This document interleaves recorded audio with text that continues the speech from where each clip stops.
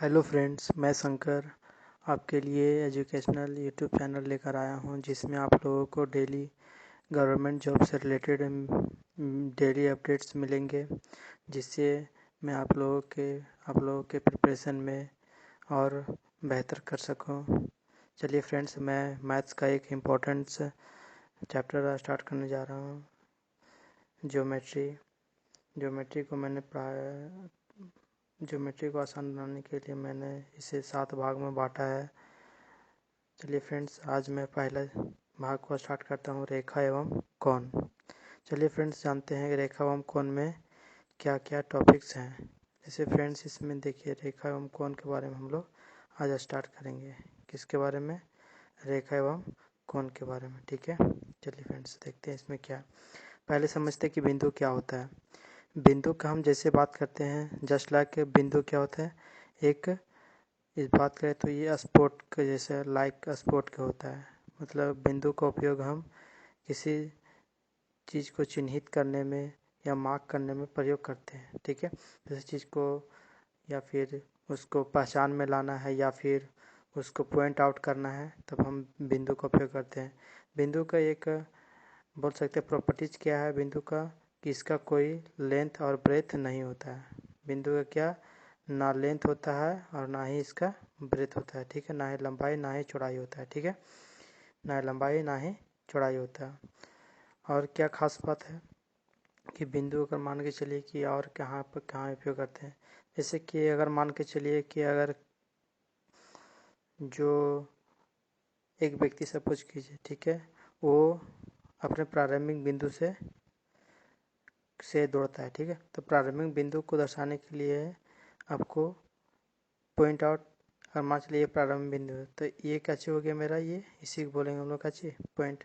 तो इसी तरह से बहुत जगह उपयोग हम लोग पॉइंट का करते हैं। ठीक है, किसी जगह नहीं, अब बातों बात में बोलते हैं कि नहीं टू द पॉइंट से बात करो, मतलब पॉइंट का पॉइंट मतलब एग्जैक्ट किसी का पोजीशन बताने में हम लोग उपयोग करते हैं। ठीक है, जस्ट कि बिंदु का मेन यूज है कि किसी के पोजीशन बताने में हम लोग यूज करते हैं। ठीक है, चलिए फ्रेंड्स आगे देखते हैं। रेखा, अगर फ्रेंड्स हम बहुत सारे पॉइंट्स को, ठीक है, बहुत सारे पॉइंट्स को हम एक साथ को जोड़ेंगे। ठीक है, बहुत सारा अनंत, सपोज कर लीजिए अनंत पॉइंट, अगर अनंत पॉइंट को हम जोड़ते हैं तो एक इस तरह का, ठीक है, इस तरह से मेरा क्या चाहिए, एक लाइन प्राप्त होगा।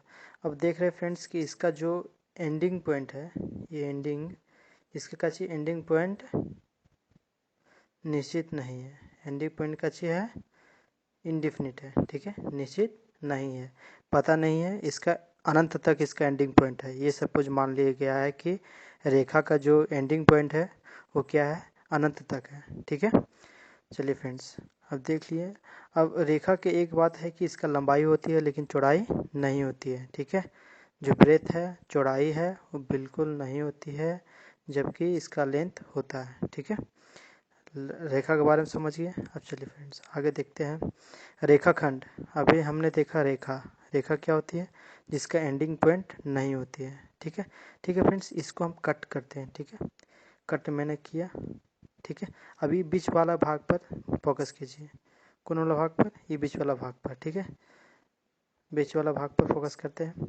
और जस्ट लाइक ये दिख रहा है, तो देख रहे कि इस वाला जो भाग है, इसी वाला भाग को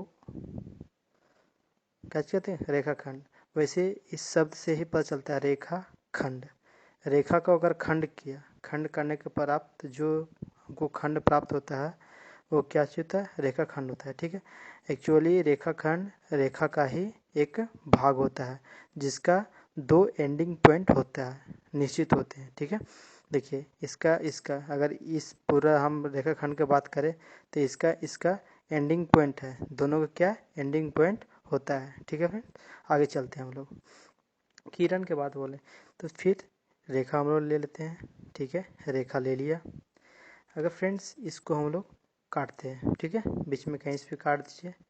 अब इसमें क्या खास बात है कि फ्रेंड्स अगर देखेंगे कि इसको और इसको ध्यान से देखिए तो क्या सिमिलरिटी नज़र आ रहा है कि इस दोनों में एक छोर जो है, एक साइड जो एंड पॉइंट है उसका क्या चाहिए, निश्चित है। ये निश्चित है, और एक जो एंडिंग पॉइंट है वो क्या है, अनिश्चित है। ठीक है, तो किरण इसी को कहते हैं कि वैसी रेखा है जिसका एक एंडिंग पॉइंट हो तो दूसरा एंडिंग पॉइंट निश्चित हो। ठीक है, एक डेफिनिट और एक इनडेफिनिट हो। ठीक है, छोर, उसी को बोलते हैं हम लोग किरण। किरण का भी जानवे करते हैं कि बहुत सारे रोड मैप में भी इसका बहुत प्रयोग होता है। ठीक है, इस टाइप का देखे होंगे या फिर सीधा। ठीक है, इस तरह से कर्व बना रहता है। ठीक है, रोड में ये सब ज़्यादा प्रयोग होता है। साथ ही साथ डायरेक्शन को दिखाने में, एक्चुअली किरण को डायरेक्शन को दिखाने में भी प्रयोग बहुत सारा होता है। ठीक है, चलिए फ्रेंड्स आगे हम लोग चलते हैं। संरेख बिंदु, संरेख बिंदु क्या होता है कि अगर बहुत सारे पॉइंट हम ले रहे हैं, जैसे सपोज कीजिए कि एक ये रेखा, ठीक है, रेखा ले रहे हैं। ठीक है, रेखा ले लिया, अब इस पर पॉइंट्स बनाते हैं। ठीक है,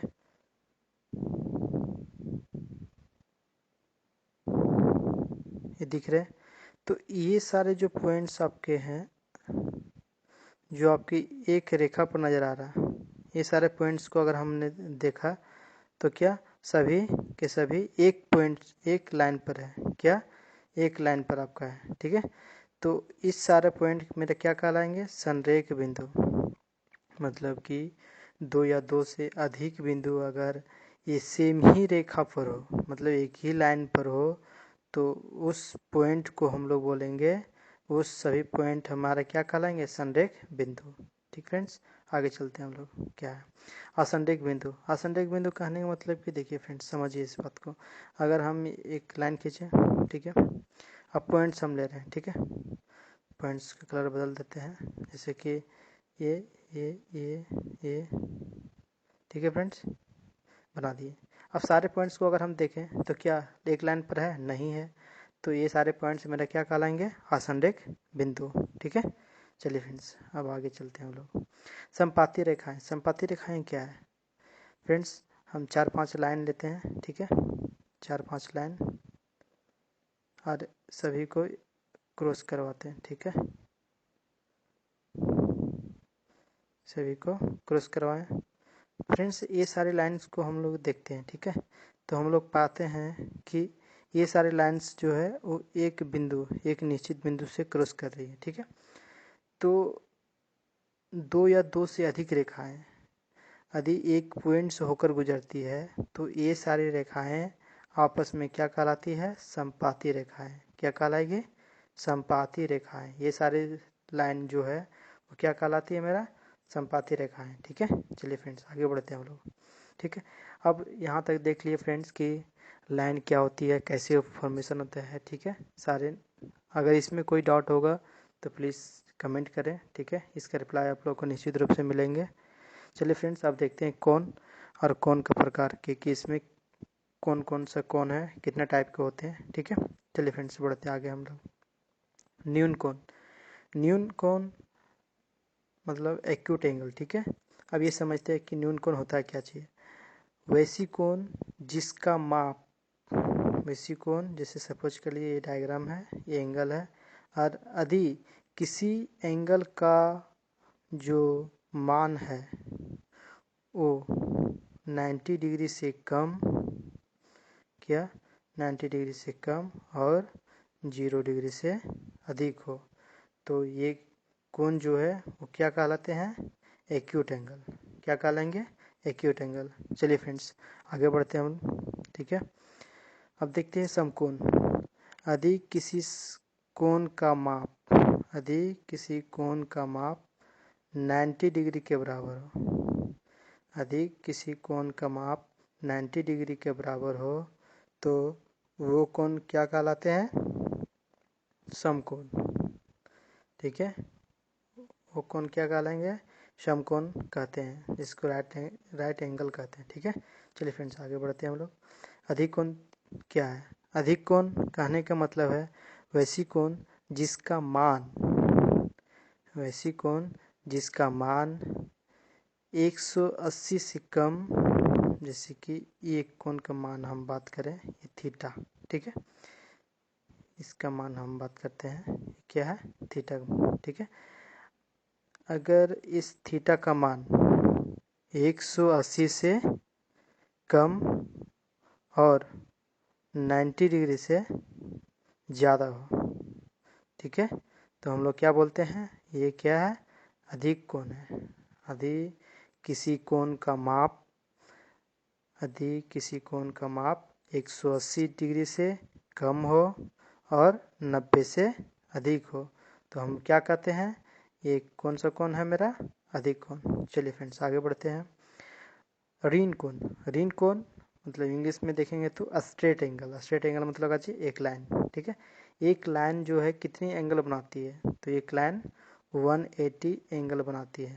टोटल अगर बात बोले तो कितना एंगल बनाती है, 180। ठीक है, कितना, 180।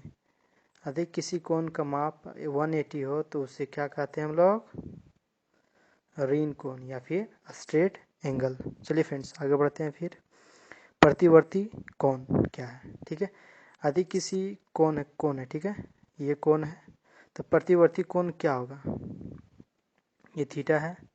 तो इसके जो बड़े वाले भाग जितना कोण बना रहा है, इस कोण के माप को क्या कहते हैं हम लोग, प्रतिवर्ती कोण कहते हैं। इस कोण के माप को क्या बोलते हैं, प्रतिवर्ती कोण। ठीक है, कोई एंगल बना रहा थीटा, इस एंगल थीटा को छोड़ के जो बाकी बात जो बाहरी वाले कोण का माप है, इसको हम लोग प्रतिवर्ती कोण बोलते हैं। ठीक है फ्रेंड्स, चलिए फ्रेंड्स आगे बढ़ते हैं। अब पूरक कोण के बारे में आ गया। अभी तक हमने पढ़ा सिंगल कोण के बारे में। ठीक है, अब ये पूरक कोण होता क्या चाहिए। तो पूरक कोण फ्रेंड्स, जैसे कि हम लोग बात करेंगे समकोण क्या होती है, जानते हैं, जिसका मान क्या चाहिए होता है, 90 डिग्री। अगर ये समकोण को दो भाग में बांट दिए हम लोग, ठीक है, पहला θ1 θ2। ठीक है, अब इस चीज़ को समझते हैं फ्रेंड्स, क्या है कि समकोण, ठीक है, पूरक कोण क्या है। पूरक कोण ऐसी दो कोण जिसका मान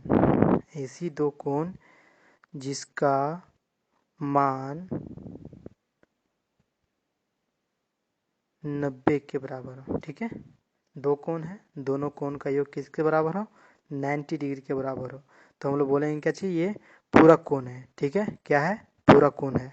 ठीक है, इसी तरह से फ्रेंड्स यदि बात करें संपूरक कोण का, ठीक है, तो संपूरक कोण क्या होता है कि यदि ये, ठीक है, जिसको ऋण कोण बोलते हैं हम लोग, ठीक है, स्ट्रेट एंगल ले लिए। अब इस स्ट्रेट एंगल को दो भागों में बांट दे रहे हैं। ठीक है, दो भागों में बांट रहे हैं, बांट दिए फ्रेंड्स। अब सपोज कर लिए ये थीटा है, ये θ2 है। ठीक है, तो वैसी दो कोण जिसका मान मेरा 180 के बराबर होगा, 180 के बराबर, वो मेरा क्या कहलाएगा, वो मेरा जिस दो कोण का मान मेरा 180 के बराबर होगा, वो मेरा संपूरक कोण कहलाएगा। ठीक है फ्रेंड्स, आज मैं यहीं तक रखता हूँ। अगर कोई डाउट हो तो प्लीज़ कमेंट्स करें, शेयर करें एंड सब्सक्राइब करें। इस साथ ही साथ अगर आज यह वीडियो आपको पसंद आया हो, ठीक है, अच्छा लगा हो, तो प्लीज़ लाइक भी करें। ठीक है फ्रेंड्स, फिर चलते हैं। Have a nice day. Thank you friends.